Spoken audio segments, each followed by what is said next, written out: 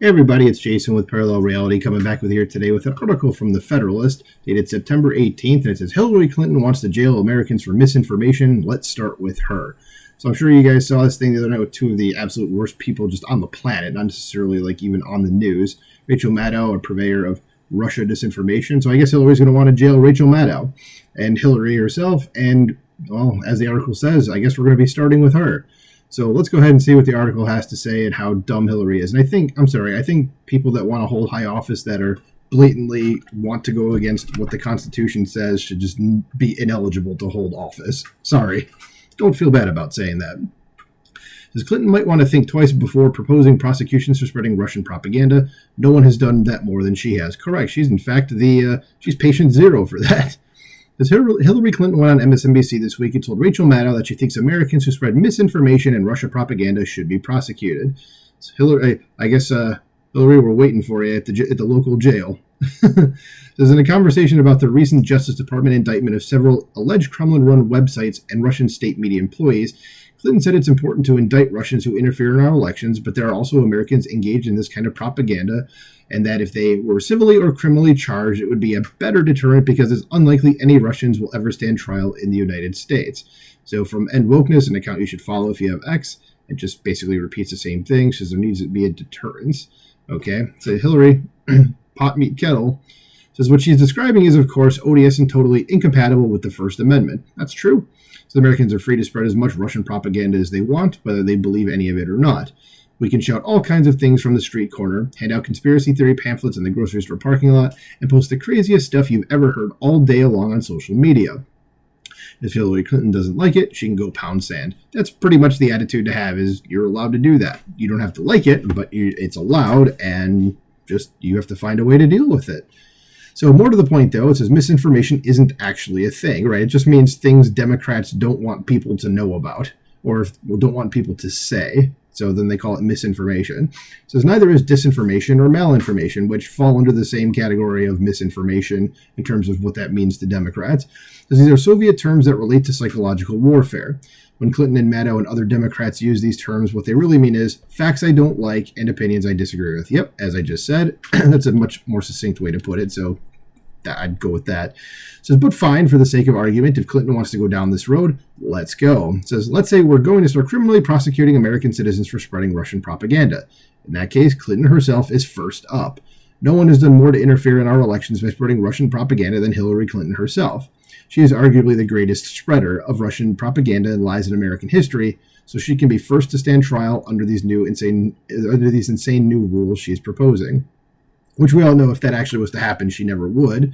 But it's like, well, you're kind of the problem, lady. Because after all, it was the Clinton campaign that created the Trump-Russia collusion conspiracy, which hamstrung the incoming Trump administration, held the nation hostage for more than 2 years. After 2,800 subpoenas, 500 witness interviews, and nearly 300 wiretaps and pen registers, special counsel Robert Mueller concluded that there was zero evidence of collusion by Trump or his associates, which we kind of all knew from the very beginning, but okay. There was no evidence Trump ever colluded with Russia, but there's mountains of evidence that Clinton did. Recall, it was her campaign that hired Fusion GPS in April 2016 to do opposition research on Trump. Then the presumptive, I've never heard the word resumptive. So it says, I'm going to go back to the beginning of that sentence here. Or it says, so Trump, then the presumptive GOP nominee. Okay. So it says, at the time, Fusion GPS was also working on behalf of Previzon, a company owned by Kremlin-connected Russian oligarch Denis Katsev, in the company's battle with U.S. prosecutors over Magnitsky Act sanctions. I don't even know what that is. Never heard of it before. It says, after the Clinton campaign and the DNC retained Fusion GPS, the firm hired Christopher Steele, a former British spy, to dig up dirt on any possible connections between Trump and Russia. These campaign expenditures to Fusion GPS were never disclosed by the Clinton campaign. Whoops.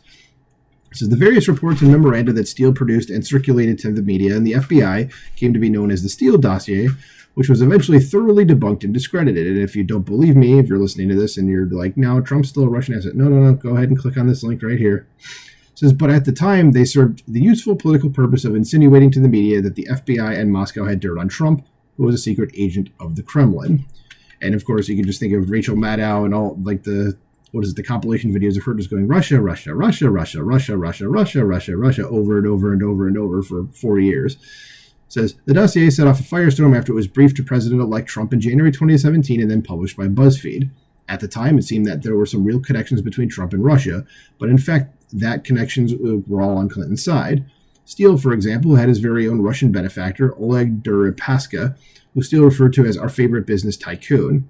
Deripaska was barred by sanctions from traveling to the U.S., yet Steele tried several times to broker a meeting between Deripaska and the Obama administration's Justice Department.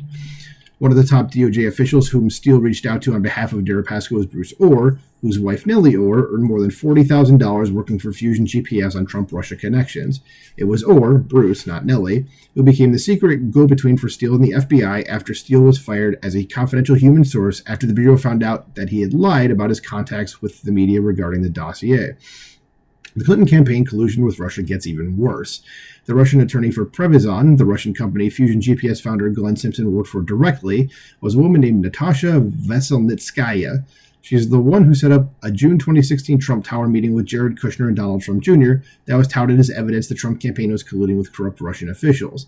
In that meeting, Veselnitskaya promised to provide dirt on the Clinton to the Trump campaign, but the information itself was actually produced by Fusion GPS.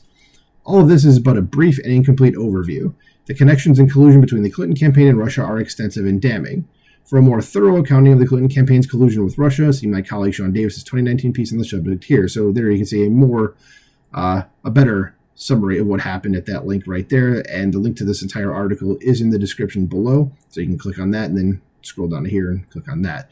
So it says, suffice to say that if we're going to start prosecuting Americans for spreading Russian propaganda, the very first person we should charge is Hillary Clinton.